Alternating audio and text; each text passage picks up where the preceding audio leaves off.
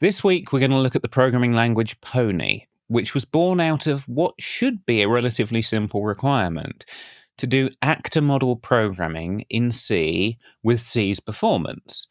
And on the face of it, that shouldn't be too hard to do, right? Writing an actor framework isn't trivial, but it is well-trodden ground. The computer science is well thought through. The hard part is balancing performance with memory safety. I mean, think about it. You've got a busy actor-based application that's creating 100,000 messages and throwing them at another actor. What's the life cycle of the memory for those 100,000 messages? Whose responsibility is it to free it up? If some of that data then gets passed on to a different actor, I mean, are you creating 100,000 memory leaks?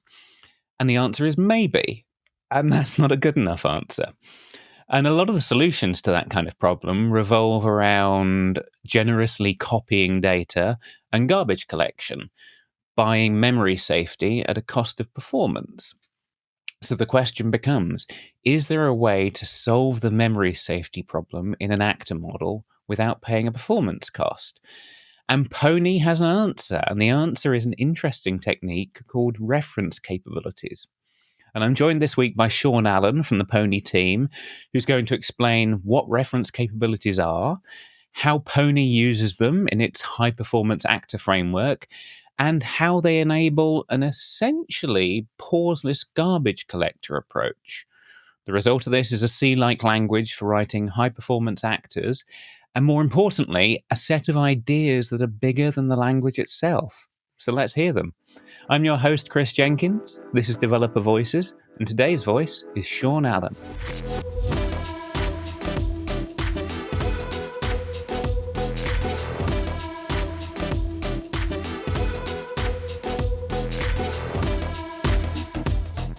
Joining me today is Sean Allen. Sean, how are you? I'm good. How are you? I'm very well, very well.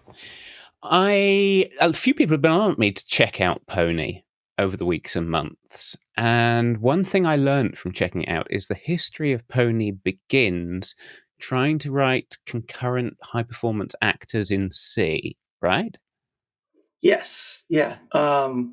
Many, many years ago, Sylvan Klebsch, who created Pony, was working at one of the major banks and had built a framework for people to write highly concurrent programs using the actor model in C, but it had a variety of problems, most of which were related to the memory model, things crashing, seg faulting. Basically, there was nothing that was protecting you from yourself. It had all of the same problems that any standard C thing, which is doing threading, might do with unsafe sharing of memory, etc. And one of his takeaways from that was that while the runtime that he had built was really good, there needed to be something more on top of that. There needed to be a compiler which could actually enforce the safety properties that you would need in order to do high-speed concurrent programming with an actor model.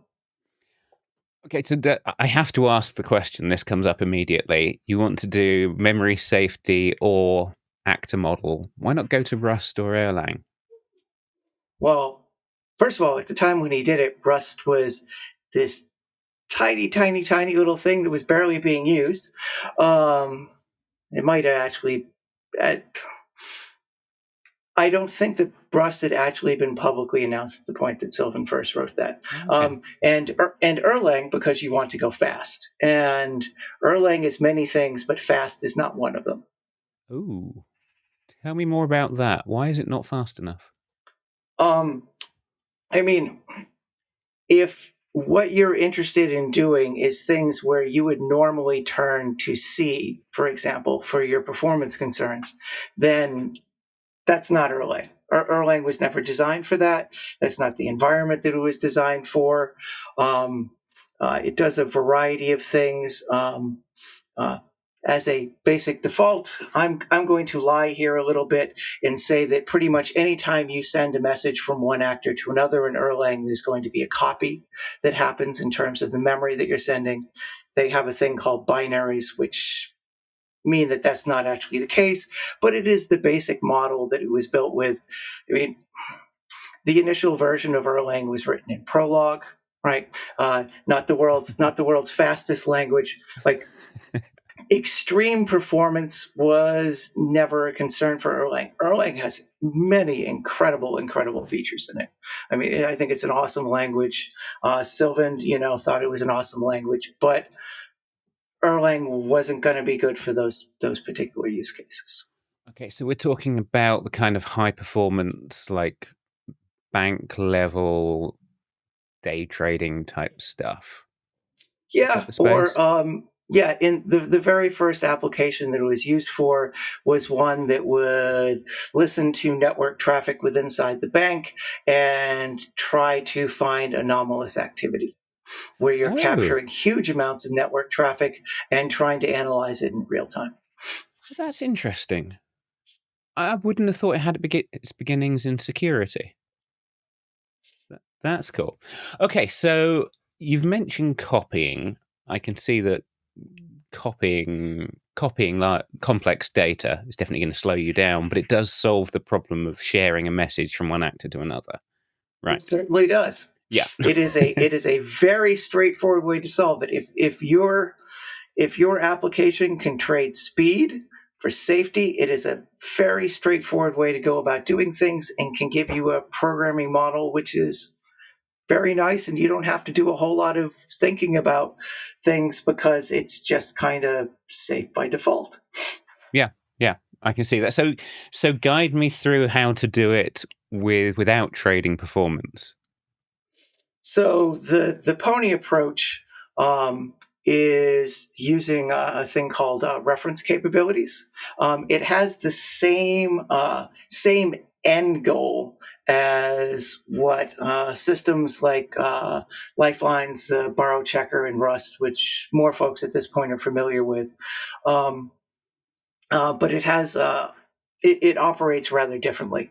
The basic idea with reference capabilities are, and depending on the particular language which is putting them in, they can either exist purely as a compile time concept, or you could carry them through and have them actually exist at runtime if you wanted to. But in Pony, at this point in time, they only exist as a compile time thing, and you can think of them as sort of like annotations on your types. I mean, technically, they're actually part of the type itself, right? Okay. And they allow you to say things like a few of the capabilities are ones. There's one called val, and val basically says that this can be shared and cannot be updated, right? Which means that any number of threads would be able to access this. We would normally call this immutable, right? This is Right. some Yeah. immutable data. There's ref, which is just straight up mutable data like everybody is used to. You can mutate it all you want, but you cannot share it, because sharing it would uh, lead you to data races, right? Because you could have, if you have one thread of execution reading from it while another is writing from it, you'll get unknown results. So you could have two things trying to write to it: general bad data race, potentially kaboom, seg fault, all of the fun that you can get with concurrent programming. Another one of the reference capabilities is ISO, and ISO allows you to share mutable data um, in a safe way, which is that in order for me to share some mutable data, I have to give up my reference to it. That is, only one thing can have a reference to mutable data at any particular point in time. ISO stands for isolated. It must be Oh. isolated in order for it to do it. There are some other reference capabilities, but those are three of the ones that people interact with most often. And so you would have something where it's like, yes, this particular variable is bound to an instance of a class, and it is val or it is ISO, and then I can do those things with it that I would. Usually, it's easiest to describe reference capabilities to people by talking about what it allows you to do. But actually, in Pony, um, what's really important about them, and it helps you to fully understand the model, but is usually harder for people to grasp in the beginning, is that it's really about what you can't do with the thing.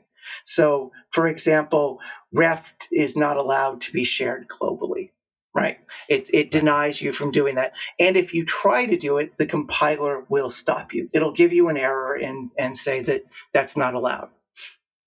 Okay. And this is therefore must be how you get into making the actors work. You have an isolated piece of memory tagged presumably on the pointer type that says, once I Yep. pass it around, someone else is free to pick up that memory without copying it and use it as though it was mutable data.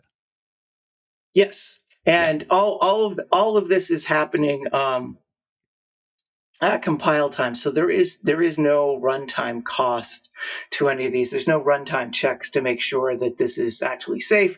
You are relying on the compiler to be correct and on the runtime to be correct. What's amusing is that there are actually some scenarios that we've encountered where having that information at runtime would probably end up making things faster. Oh, we've got an example. Um, so uh, there is a garbage collector in Pony. Okay.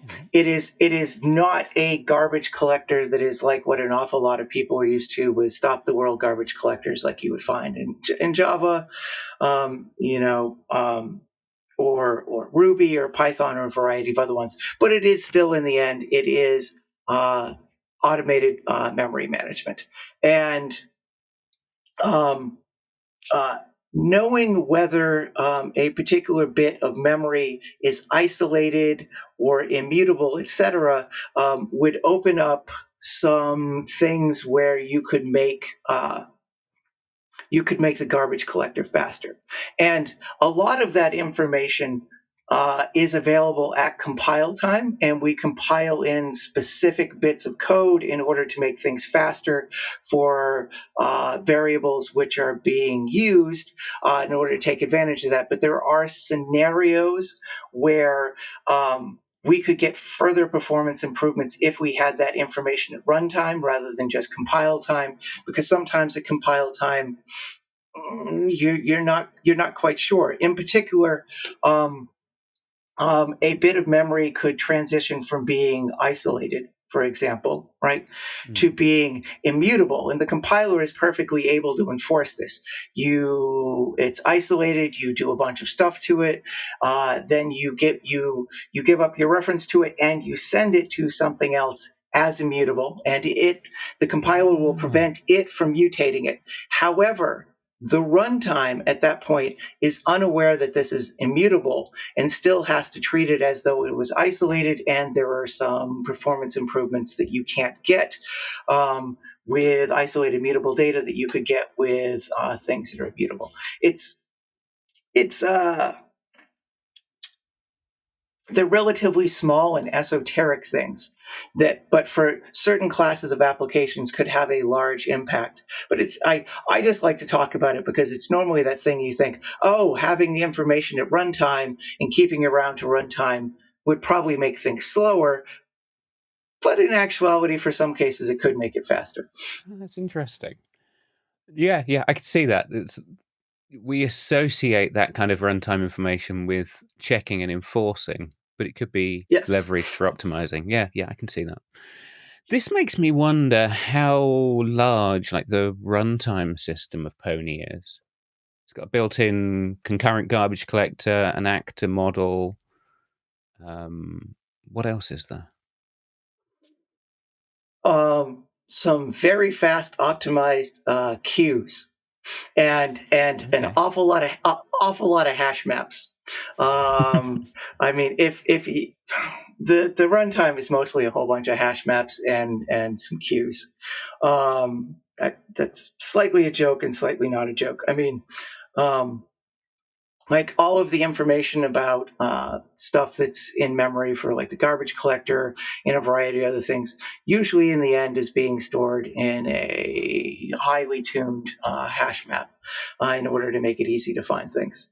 Um, um, I don't really know how to talk about the size of the runtime, right? I mean, Pony binaries, when they're compiled, are fairly small. They're not small like, Hello World would be in C or something like that, Hmm. but they're also considerably smaller than like Hello World would be for, um, a Java type thing where, especially if you're including like, the size of like the JRE or whatever, Right. Yeah. um, in that, and that runtime is, it's you have a single binary and you run it like a single binary, and the runtime is part of your application. It's responsible for actual program startup, etc. Where instead of writing a main method, which there's which which the operating system takes care of starting up. There is an actor called main, and there is a main method which is part of the runtime, which the operating system is responsible for starting up, and then the application. From when it's been compiled, will start up your special actor, which is called main, instantiate a copy of it, and send it a message to start its constructor. And from there, everything else that happens in your program goes.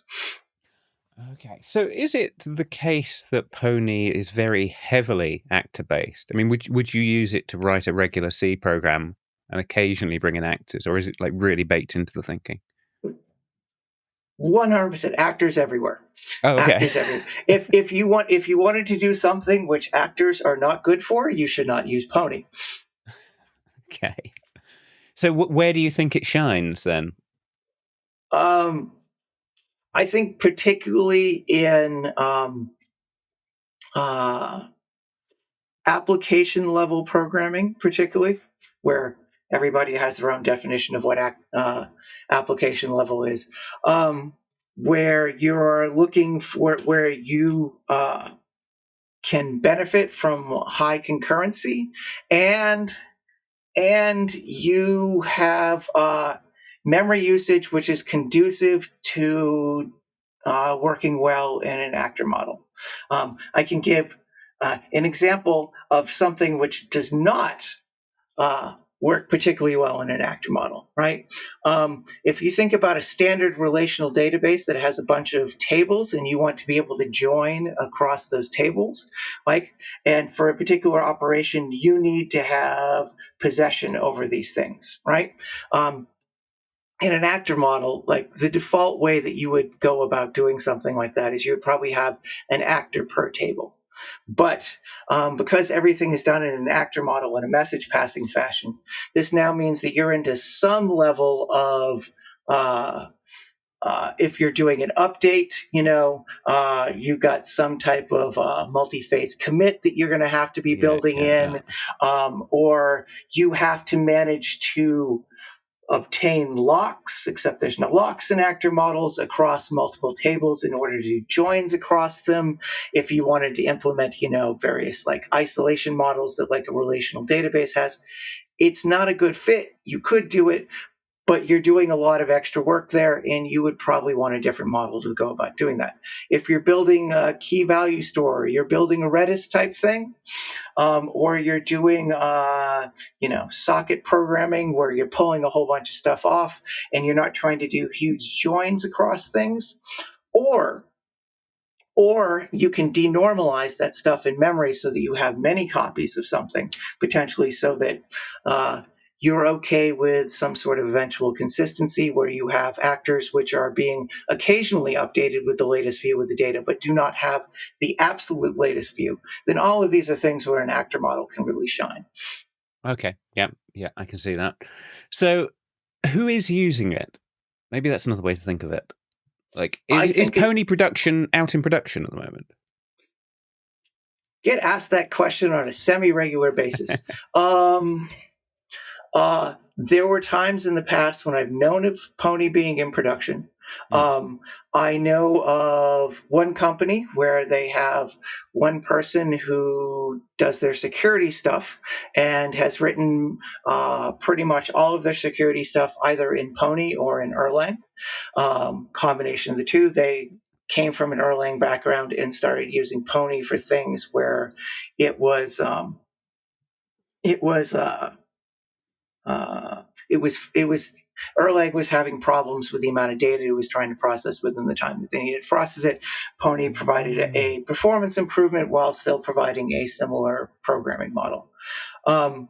From time to time, people pop up in the Pony Zulip who appear to be recruiter types for interesting organizations. I have no insight into what may or may not be being done with any of those things because they're all very quiet. One of those being a British spy agency.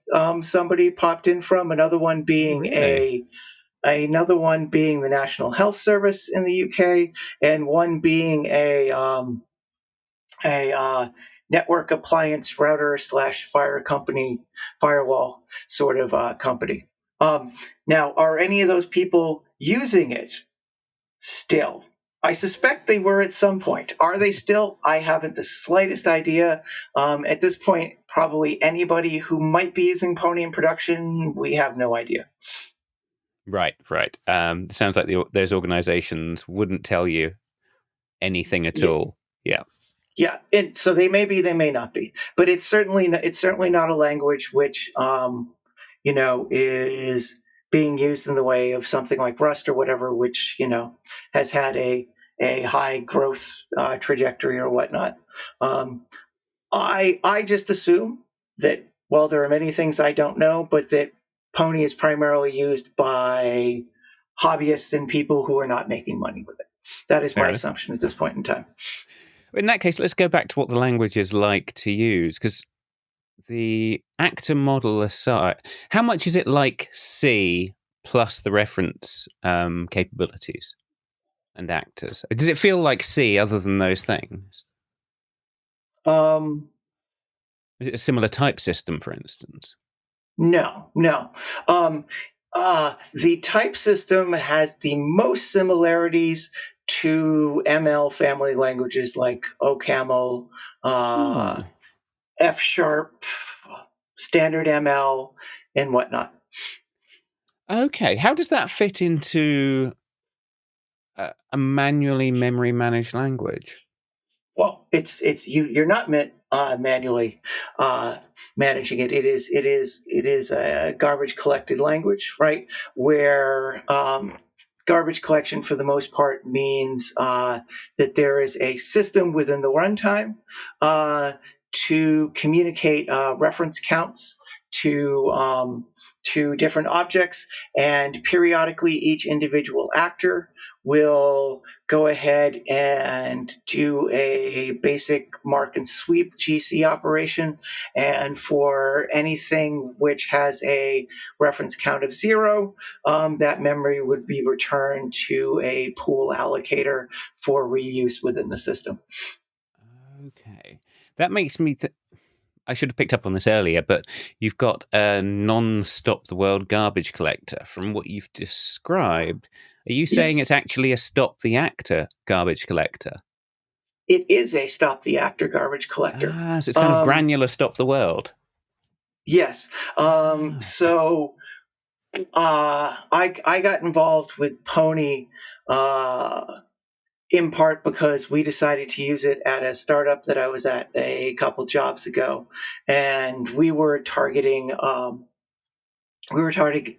banks and their systems that are right below the trading systems, right?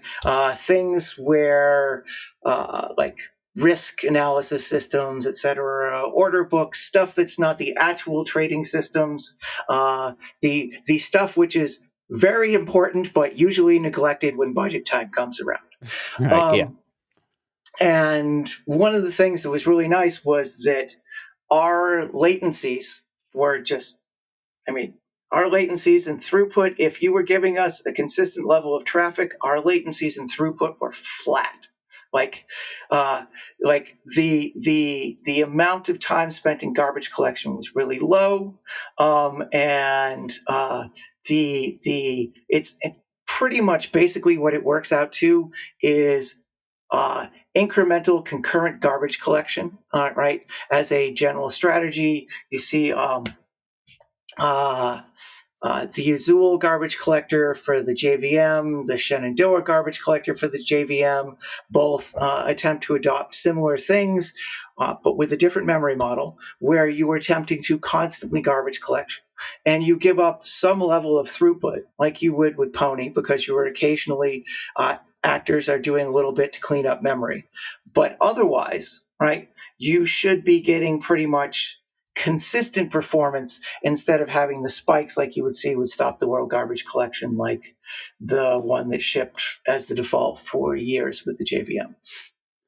Yeah, yeah. Okay. So you're saying that in practice, that's enough to make the latency spikes.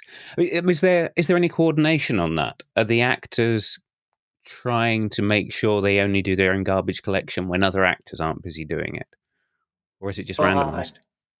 uh, it closer to randomized, but not actually randomized.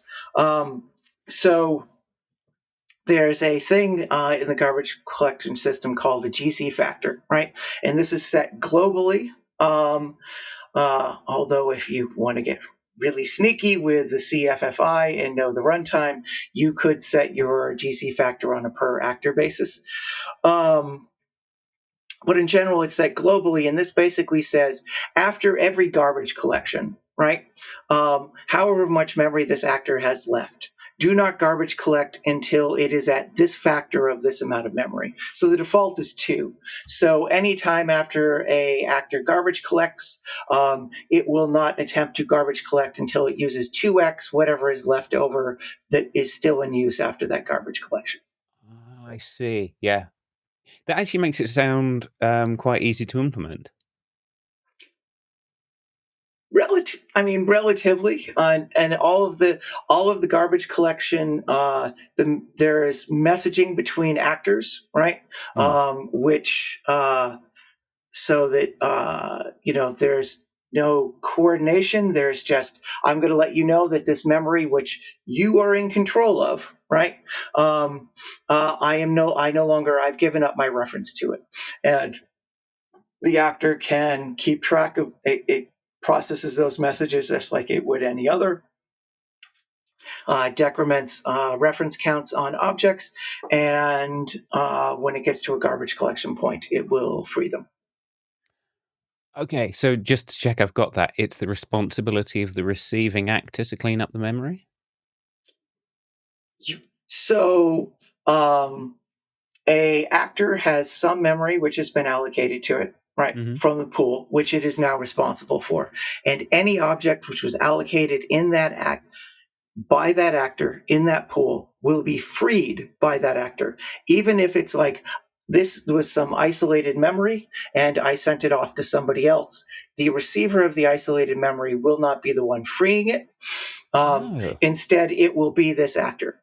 That is actually a case where if we was guaranteed and we knew that this was isolated at runtime, you could cut down on GC messages, at least in theory, except that you have the whole problem of, well, you're maintaining some information about within this memory that an actor owns what's there. So you still can't actually, because you have data structures around the memory that's in use where an actor has to go ahead and it's maintaining it. But yes, so you send the message back. It goes ahead and potentially returns that memory to the pool. Right. Basically, there are chunks of memory that the actor gets, and anytime a chunk is completely available, it'll return it to the pool. Okay. Okay. I think I've got that. This makes me wonder then, perhaps I should step back and say, is the actor model the one I'm most familiar with is the Erlang one? Is it normal for actors to crash and then who's responsible for cleaning up the queue's memory? Ah, actors do not crash. Ah, that's very different to Erlang then. Okay. Yes, that is very different to Erlang. There was a fellow many years ago named Dara, and Dara, while talking with Joe Armstrong, decided to coin the phrase that pony actors crash at compile time. Right. Okay. there is a robust type system, and the compiler will not let you do a number of the things that you would expect to have as potential things that could happen in Erlang. For example, in Erlang, you could try to send a message to an actor which no longer exists, right? That unto itself is a potential problem. There are no actors crashing. In Pony, that actor will always exist. If you wanted something like that in Pony, you would need to implement it yourself, where you could basically tell an actor to reset itself to some known state. So, one of the, like, Erlang was designed, to be used in a telephony setting, where it's possible that you perhaps missed messages, right? Mm. And you're running a telephone circuit and you get a message that is not valid for the state that you're in. Mm. What do you do in any situation if you get like an operation which is not valid for your current state machine, right? An Erlang approach to that would be is to simply not handle that message, have the error right from that the message isn't handled, the actor crashes, you have something else which will then restart that crash. In the Erlang case, a supervisor, and it is back to a known state. Right. For Yeah. some things, this could be a very good programming model. For others, where you are keeping important state inside of an actor, that could be a very bad model, right? It really depends. So yeah, there's no crashing in Pony programs for the stuff that I wrote for Pony, including stuff that went out in production. We actually put stuff in which was a full program crash, but these were for ones where our full program crash messages were things like the unreachable was reached, or this should never happen. Those things Right. where in a type system, the type system is not powerful enough to prove that X thing is never going to happen, right? Right. Yeah. Where this variable should always have this value. It's impossible for it not to have this value, or so you think as a programmer. But reasonably, there's no actual guarantee on that. The type system can't prove it because it's not there. And in those scenarios, we would actually literally just crash the program. Okay. Because at that point, it's like you were in a state that you as a programmer had absolutely no idea was possible, that you believe shouldn't be possible. Some basic constraints of the system have been violated. What do you do? The approach that Joe and others took with Erlang of, if we're in a state that we don't believe should be possible, I'm just gonna start over, is kind of a reasonable approach, at least some variation of it.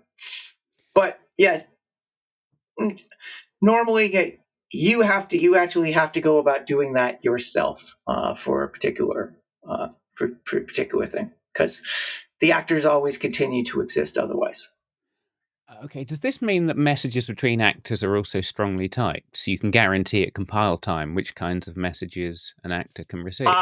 Yes. So in Erlang, which for folks who might be familiar, it's basically the message is a tuple and you match on part of the tuple in order to decide in this single message processing function, right? There are, I'm going to hand wave terminology.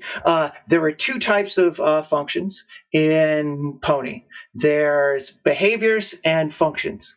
Behaviors only exist on actors, and you send, when you do a message send, you are very specifically sending a message to execute a specific behavior, and it is strongly typed. You have to provide the proper arguments of the proper type, etc., to that behavior, and then that behavior will be run. So you can have many different behaviors. There's not just one process message function. So yes, that is fully strongly typed there. I can't, from what you've just described, I don't see the difference between a behavior and a regular function. Oh, because regular functions are called synchronously, and there is no message send involved. It's that. Yes. Okay. Right. Okay, so that would mean that an actor is typed in its messages, but open for extension at any point? What does open for extension mean? I mean, like, I've used strongly typed actor frameworks where the message is basically an enum of different types of message, and you have to change the enum as well as the actor as implementation in order to extend the behavior. But you're saying if you just add a new behavior function, then that's Yes, the job done. which to me that falls under extend. Yeah. I have to, in some fashion. There's either extension when you have the source code available to you, and extension when you don't. And in the Pony case, you need to have the source code available to you. But Okay. that's also in part because the Pony compiler does whole world optimization, so all the source that it needs. All the Pony source that it needs has to be available to it in order to compile. Okay. There's no Pony shared libraries or anything like that. Right. Then that leads into my next question, which is I was thinking about different CPUs and different servers. Is there a notion of multi-threading in Pony, and is there a notion of actors on remote machines in Pony? There is no distributed Pony. That would be actors on multiple machines. Mm-hmm. There was academic research done on how to do it. There's a paper called, I think it's A String of Ponies, I believe is it, which would have the basic, has some of the basic ideas. And years ago, Sylvan and I discussed some more particular implementation details, based in part on the work that we were doing at the startup where I was at the time.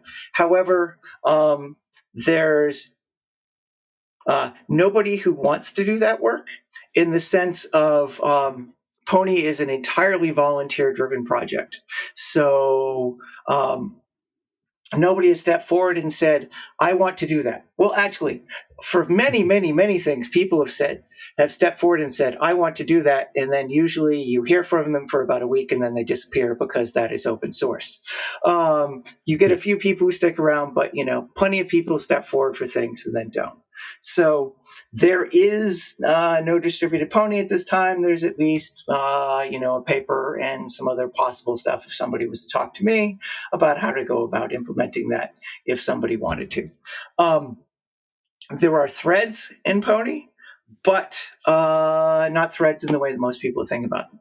The runtime will starts up standard operating system threads as part of its startup. The default would be to start up one thread, and we call them scheduler threads, one scheduler thread per available real CPU. As in, hyperthreads don't count, right? Okay. That's not a real CPU. Actual, real, honest to goodness CPUs there. And there'll be one scheduler thread per CPU, and if the operating system allows it, we pin that thread to a specific CPU.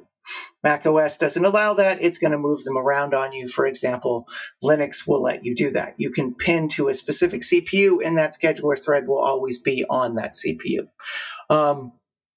If you want to get some really nice performance, then at that point on like Linux, you use CSET, etc., in order to carve out CPUs which are just for your Pony program. And then each scheduler thread will have a CPU which is entirely for itself. What happens then at that point is that actors are, going to use a colloquialism, are scheduled onto a scheduler thread and are run by the scheduler threads. And the scheduler threads can do work stealing if they are out of work in order to do it. The basic algo is if an actor sends a message to another actor and that actor is not scheduled, right, then that actor will be put at the end of the queue for the scheduler, which is currently running the actor which sent the message, right?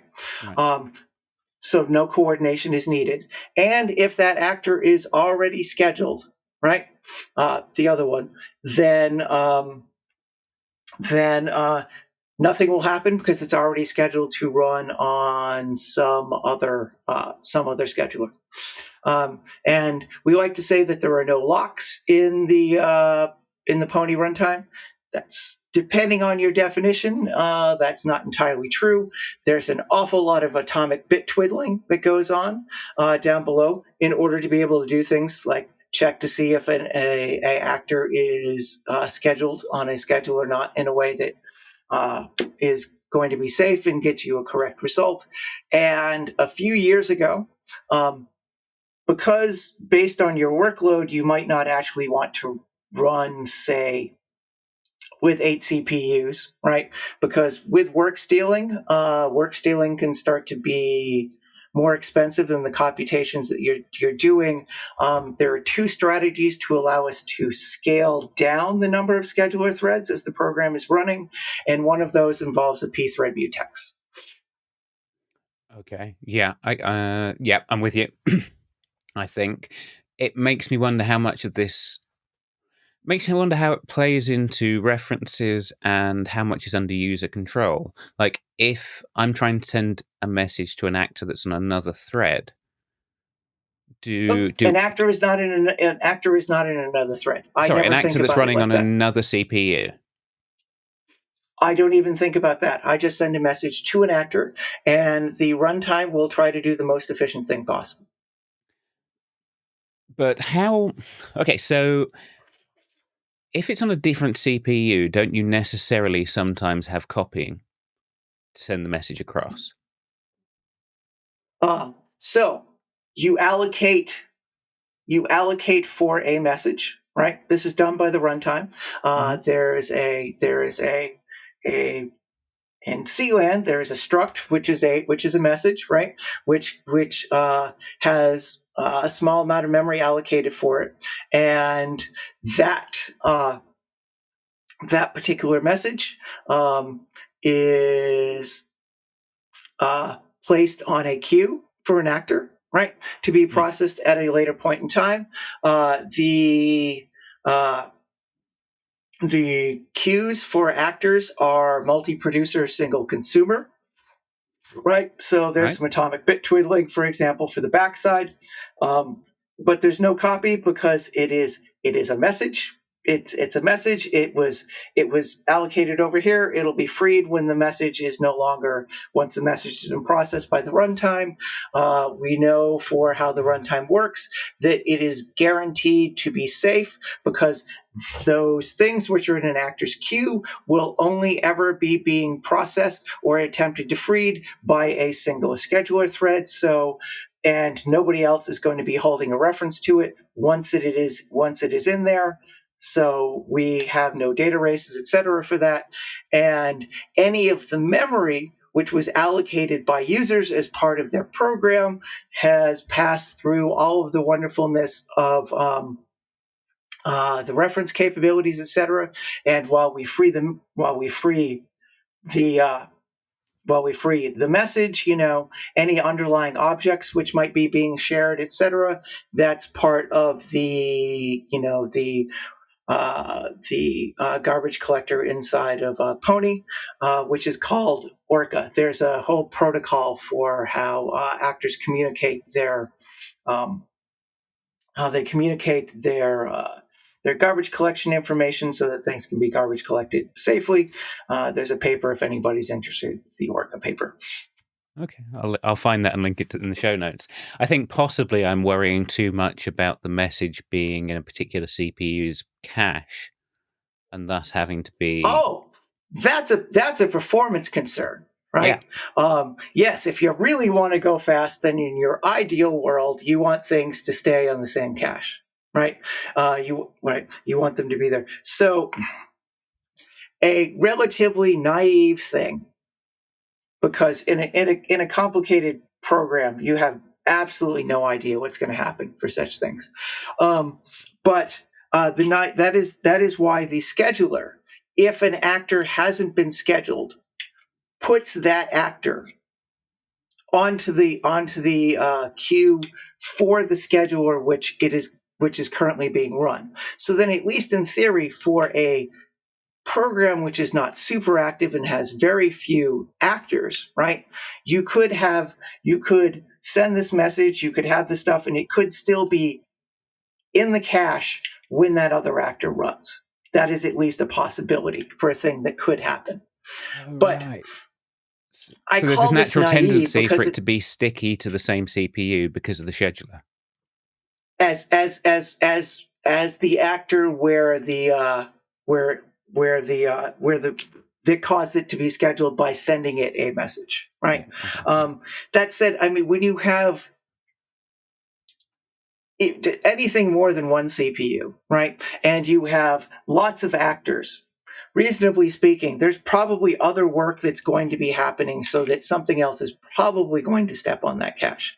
And most of the cache concern that we really have is trying to run enough messages per actor, right? So that when its queue is brought into cache, right, in order to do processing, that you're not like doing, I'm going to do one message for this actor, one message for this actor, and then constantly stepping on caches that way. Like Okay. there's a batch size, which is, if you build your own Pony runtime, you can change the batch size. I think it's 300, maybe it's 100. Anyway, there's some number of messages that is the default that will process. We've done a lot of tuning with different simulation applications to try and come up with something which is a sane default. Right. Yeah. Okay. But yes, if you're at the level where you like, I need to control exactly which CPUs these things are going on, etc., right? Then you don't want to use the Pony runtime, because the Pony runtime is trying to give you a really good high performance scheduler, which will be good for most cases, but is not guaranteed to be great for your particular case. And if you know exactly how to lay your stuff out, where usually you have a very specific machine at that point in time then that you're also running it on, right? You're not just going to be putting it on this machine or that machine. Then you're better off using something which gives you more control. But with the Pony one, hey, you're going to get really good performance, where you should, assuming, you can tank performance for anything. I can write a Python program that's faster than the equivalent C program if I do certain things in C. But modulo, you're doing slow things in your code, you should have a pretty well-performing application for the vast majority of things, as long as they're a good actor model fit. Okay. This makes me think. So, zooming out to the slightly wider world around Pony, I can see that I might have a project that's in C but needs an actor-ish approach to some part of it. What is there an FFI solution if I need to do hybrid Pony and C? There is, yes. It is not complete, right? I say it's not complete because there are certain things that you simply cannot make type safe about C. Unions, for example, you cannot make type safe there, and so we do not support unions, right? And interfacing with things that require a C union, you have to write. And so for those things where it's not fully complete, you have to write a C shim in order to interface with that particular bit of C code. And you and your C get to attempt to try and make this safe. But at the Pony level, it's going to be safe. And as part of the FFI system, you define the types that your particular CFFI thing takes. You define the reference capabilities for it. If you get that wrong, things are unsafe. If you get it right, the compiler is going to help you to do safe things as much as possible. The biggest danger with the FFI system is that you allocate something in Pony, right? You do not maintain a reference to it in Pony, and then you have some C code that holds on to it for a long time and then tries to use it after it's been freed. Yep. Now, we have not closed this potentially lack of safety hole because our assumption is that the programmer knows what they're doing, right? In that particular case, that's a rather advanced one. Once upon a time, Go had a similar thing with CGO, but they changed it so that you cannot actually share pointers to any memory which was allocated from Go, and you have to make copies for things that are going across that barrier, and it makes CGO rather slow on top of the other things that make CGO rather slow. We have not made similar decisions on the Pony side. On the other hand, this allows Go to potentially do a garbage collector at some point in time, which will allow it to, for example, compact memory. You can't do that with a garbage collector in Pony because the assumption is that this memory could have been shared with something in C. It has a pointer to it, and we do not have any special thing where we can fix up pointers if we do compaction, etc. So it is very much the CFFI is very much here be dragons, here be foot guns, be careful. Yeah. Yeah. One of my favorite languages is PureScript, and it has the same thing with JavaScript. It's like, here's an FFI, but once you open that can of worms, you're kind of on your own. Yeah, we try to give some level of support where for C functions you have to define like what they are, and the compiler will use those. But if you tell it that this thing is, if you say, hey, the thing that I'm sending into this is a val, i.e., it is immutable, there's nothing to stop the C code from mutating it, and then bad things are quite possibly going to happen in your program. Yeah. It doesn't sound like you'd be significantly worse off than just writing it in C. Yeah, no, I mean, I don't think so. It depends on if you have a thing where you can treat the C stuff as a library, then you're good. There has been a thing where people have tried to do stuff where their main program was written in C, and they spun up I would call it like an actor subsystem or something. There used to be a C API to allow you to from C create actors and create messages and send the messages, etc. But we deprecated and got rid of that years ago. That was kind of left over from how the first runtime that was at the bank was designed. And Sylvan carried that over to when he wrote an open source runtime, right? Because initially it was, I'm going to write the runtime, I'm going to exercise it from C, and then I will work on the compiler and the programming language. That's pretty much his standard approach, and would probably be mine for doing any type of language that has a runtime.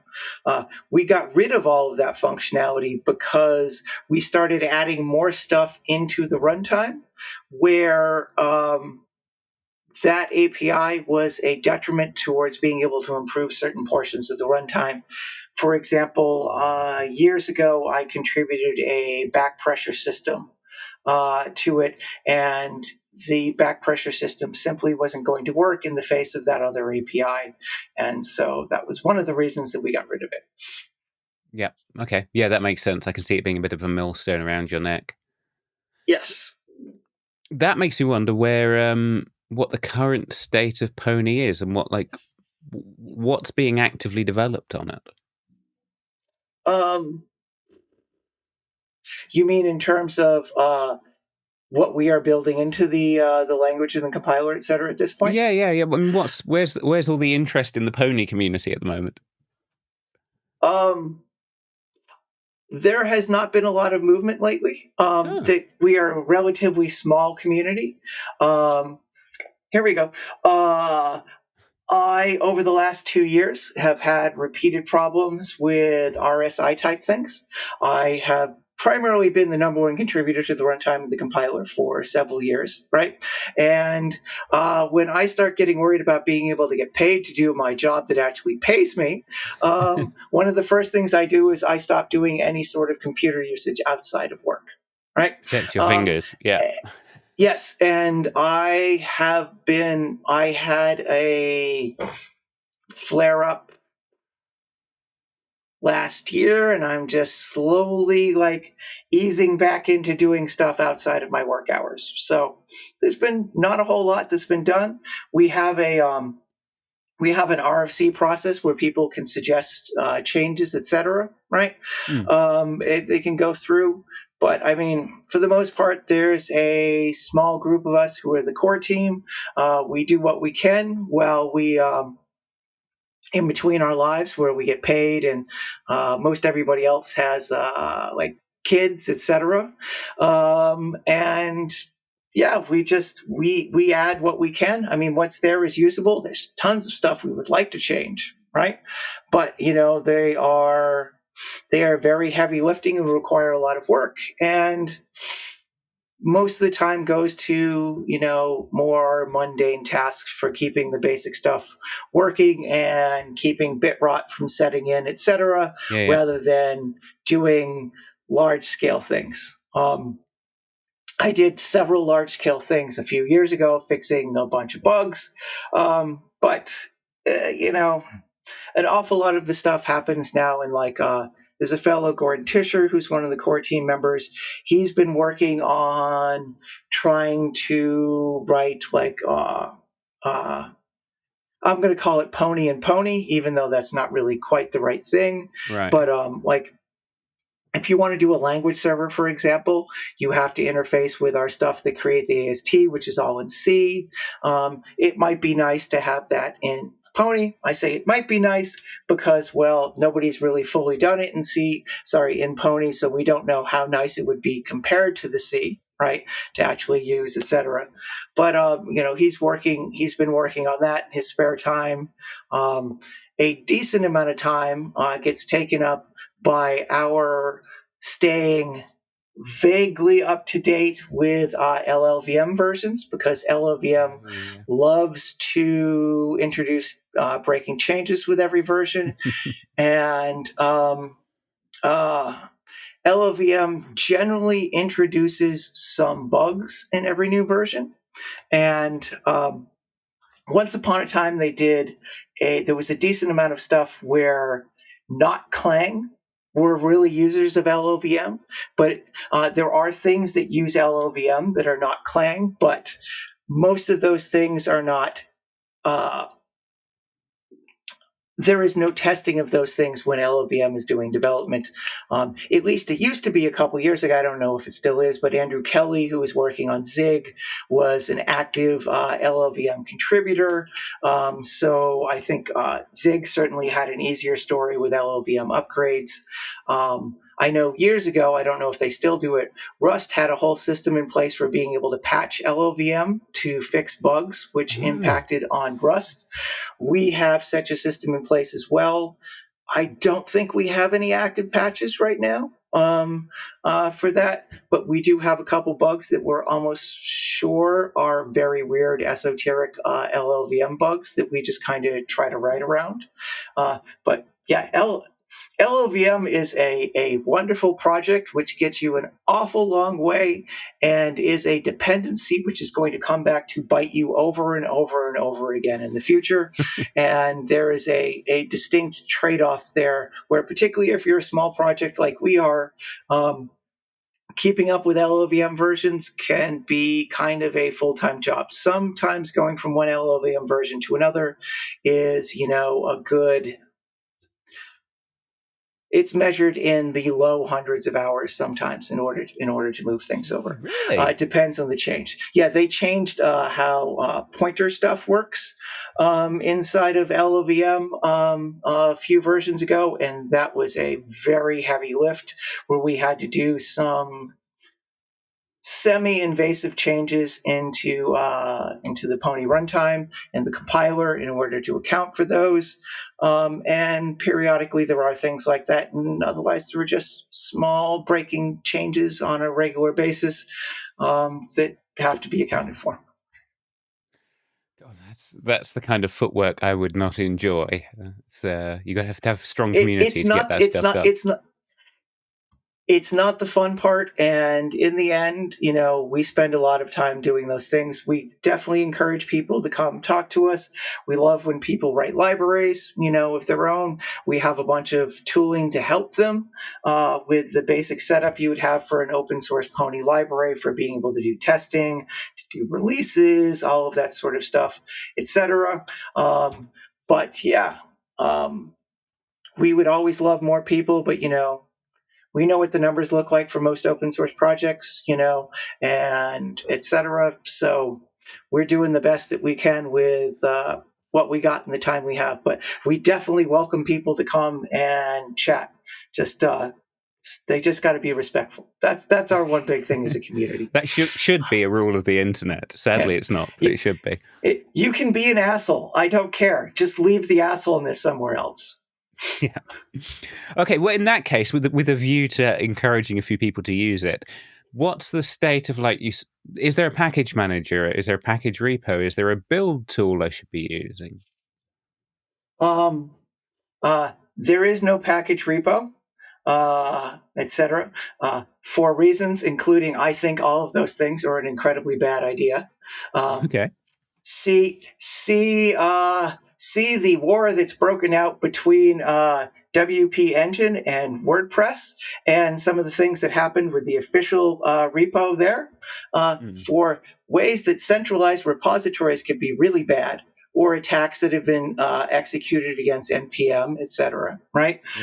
There's a variety of problems with that approach. I'm not a big fan of that particular approach. I feel like people took CPAN and all of the problems that CPAN had and just moved it from one language to another and made a few things nicer along the way. But all of the fundamental problems of that model still exist. So basically, it's you find it on GitHub or wherever else. For stuff, it's not like there's been tons of libraries that have ever been written for things, and people continue to maintain. Most people do some Pony stuff for a while, they put it down, they don't come back to it, right? So you have a lot of older libraries. We do have a number of them under the Ponylang org that we maintain for libraries ourselves. There is a tool called Corral, which we hope to eventually move into the compiler itself, which has a JSON file format where you can give it the location of different libraries, right? And it will pull them down for you, and then it will run your compilation so that those libraries will be able to be found and used when you go to build your program. It's vaguely similar to how some of the Go stuff works for Go modules. I say vaguely. If somebody is familiar with Go and the Go mod stuff, if they squinted, they would see a similar approach for how Corral works right now.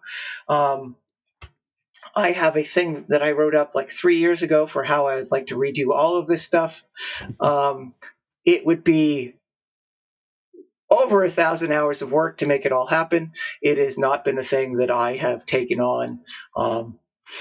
If I was still working at a company where we used Pony in order to make money, right, then that would be a thing that I would consider taking on. But as it is with the volunteer and hobbyist thing, that's just way too much of a chunk to bite off.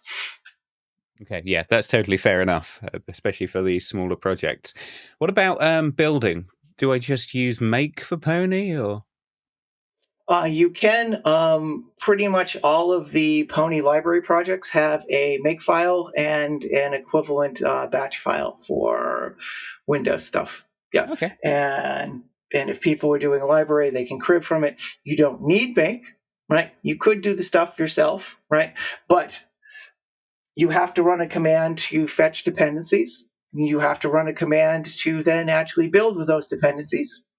I got two things to do there. Hey, and one of those things depends on the other being done. To me, all right, that's where Make comes in. So, yeah, Make is very commonly used. Yeah, okay, that's fair enough. So one final question, especially for people that want to try this out. I know there's a version of Pony in the browser. How's that working? I don't think you're compiling Pony to WASM as well. No, that's a very the playground is very, very simple, right? Pretty much basically there's a VM in Linode, right? Right. And it is running Pony inside of a Docker container, right? Okay. Um, and it's using the old years ago there was a Rust playground. I think they've replaced all of that code, but it lives on in the Pony playground. Okay. Because we took that, and instead of plugging it into a container that has Rust compiler on the back end, it gets plugged into a container that has a Pony compiler, and you can do execution of basic Pony code where you're not going to be able to do anything which involves FFI, and you're not going to be able to do anything which involves using external third-party libraries. And the only thing that you can actually do, everything has to be in a single file, right? But it is good for basic snippet, or it's the thing we love the most for it is I can't get X to compile. It's like, can you turn X into a thing that goes into the playground so you can send us a link? Because that's always much nicer. And in Right. Yeah. like 95% of cases, people can do that, etc. It's really good for that sort of thing. If you're trying to do simple basics when you're learning Pony, or you can't remember how to do a thing if you already know Pony, you can pop open the playground, and it works fairly well for that. It's definitely not designed to be a thing that's like running Wasm or actually doing any real Pony program stuff. The threading model for Wasm is one that's kind of actually difficult to fit Pony into for reasons. So somebody could try to make a Wasm thing happen, but it would probably be a lot of work.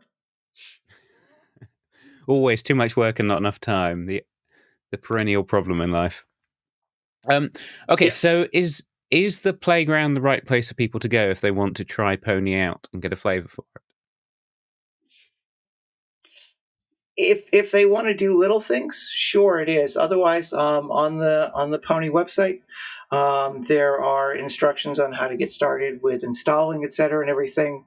We do nightly builds for the platforms which are fully supported, and there are also semi-regular releases. The last release was last week that fixed a couple esoteric but at least possible seg faults that could come from the runtime. I don't know if anybody ever actually hit them, but they were at least theoretically possible. So we fixed them. Basically, the supported packages supported operating systems are Windows, the most recent version of Mac OS, and any of the Ubuntu's which are currently supported LTSs. And I don't think there are any others right now. We've had some in the past. There was somebody who had requested that we support Rocky, and we did for a while. But they kind of disappeared from the community. But they were also in China, and they were always having a hard time getting through firewall and everything in order to talk to us.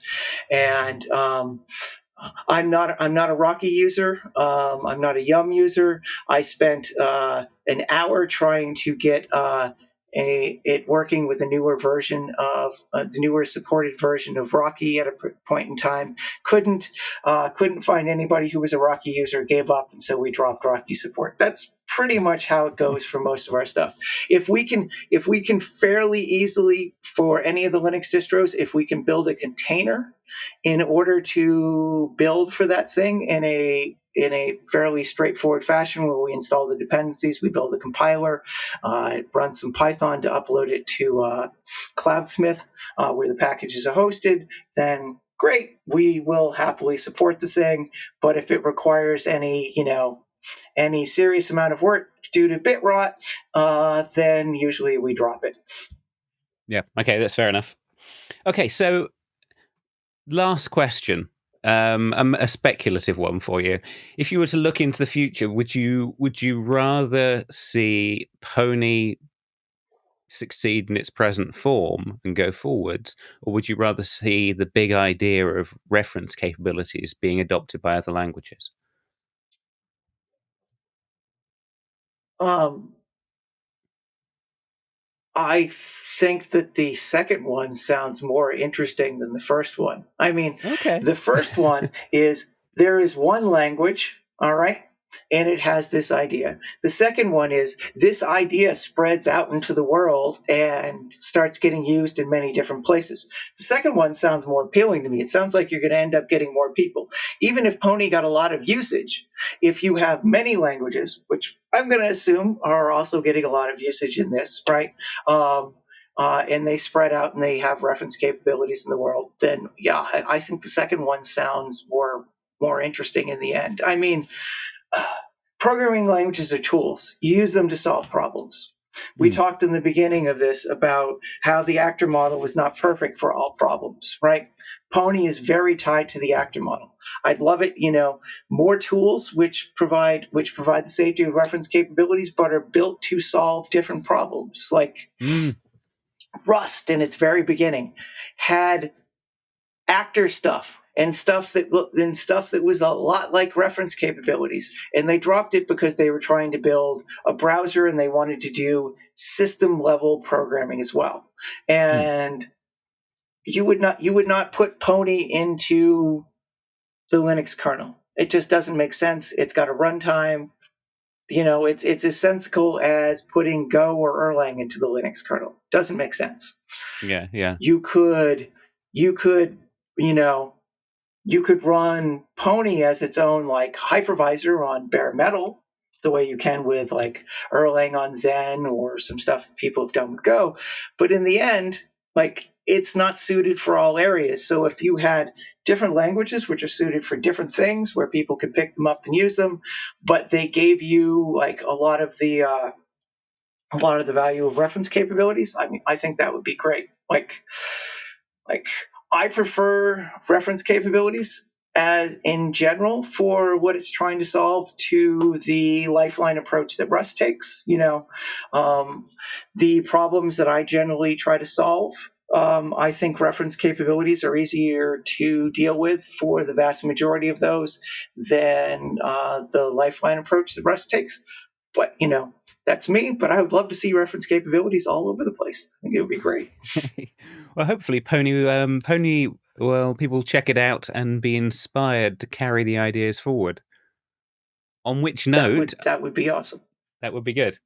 I always like that as well because, like, ideas should be bigger than implementations, right? Oh, absolutely. I Yeah, mean, yeah, implementations can come and go. yeah. On that note, celebrating the idea, Sean Allen, thank you very much for joining me. Thank you. Thank you, Sean. That kind of illustrates why I'm so interested in all these C-like languages, because C did so much. It's in the foundations of so many things we take for granted and use every day, that you have to keep hold of it, but ask how we can build on it, how we can take that style of programming and add in some new ideas. So, if you're hungry for more of Pony's ideas, as usual, you'll find links to everything we discussed in the show notes. As you're headed there, now would be an excellent time to click like if you liked this episode. Share it with a friend, share it with a social network if you want to spread the love. And make sure you're subscribed because we'll be back next week with another excellent developer with some new ideas to share with us. Until then, I've been your host, Chris Jenkins. This has been Developer Voices with Sean Allen. Thanks for listening.